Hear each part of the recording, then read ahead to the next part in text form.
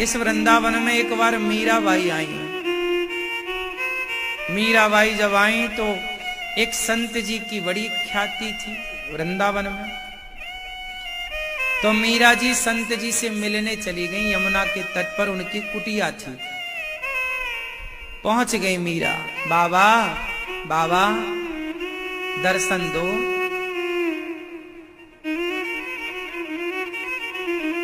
तो बाबा के शिष्यों ने कहा, बाबा मीराबाई आई है आपसे मिलने। तो वो साधु बोले कि मैं किसी महिला से नहीं मिलता, मैं ब्रह्मचारी साधु हूं, मैं किसी स्त्री का दर्शन नहीं करता, मैं पुरुष हूं, वो स्त्री। चेलों ने आकर बताया बाहर कुटिया पर, और कुटिया में अंदर बाबा थे, बाहर मीरा थी। अंदर की आवाज मीरा सुन रही थी बाबा की, साधु की, और मीरा की आवाज साधु सुन रहे थे। तो चेले ने आकर बोला कि हमारे गुरुजी, हमारे साधु जी किसी महिला से नहीं मिलते, वो महिलाओं से नहीं मिलते।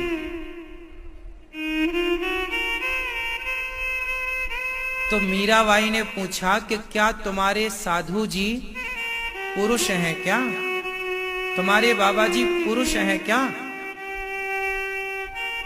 आवाज तो मीरा की जा ही रही थी। चेला ने जाके फिर गुरुजी से पूछा कि मीरा पूछ रही है कि क्या आप पुरुष हैं? तो बाबा जी ने कहा हम पुरुष हैं, इसलिए तो स्त्रियों से नहीं मिलते। चेला ने आकर बोला, मीरा हमारे गुरुजी पुरुष हैं, इसलिए स्त्रियों से नहीं मिलते, ब्रह्मचारी हैं, साधु हैं। मीरा जोर जोर से हंसने लग गई। वाह रे बाबा, मैंने तो सुना था कि इस वृंदावन में एक ही पुरुष रहता है जिसका नाम कृष्ण है, तो दूसरा पुरुष कब से आ गया रे इस वृंदावन में? तो दूसरा पुरुष कब से आ गया? ये बात जब मीरा ने कही और जैसी साधु ने सुनी, तो साधु कुटिया से निकलकर मीरा के चरणों में गिर पड़े कि तुम कौन हो देवी? इस विचारधारा को, इस श्रेष्ठ उत्तम विचारों को रखने वाली देवी तुम कौन हो?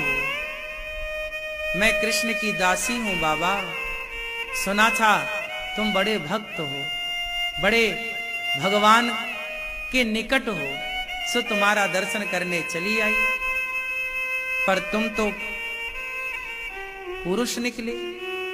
मैं तो कृष्ण की गोपी से मिलने आई थी।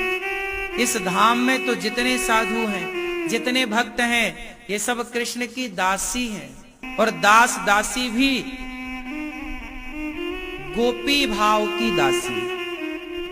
अब वो साधु अभिमान शून्य हो गए, और वो भी भगवान के प्रेम में गोपियों की तरह भाव रखते। कभी फिर उन्होंने पुरुष का भाव नहीं रखा। गोपियां कौन हैं? जिन्हें खुद का ज्ञान नहीं,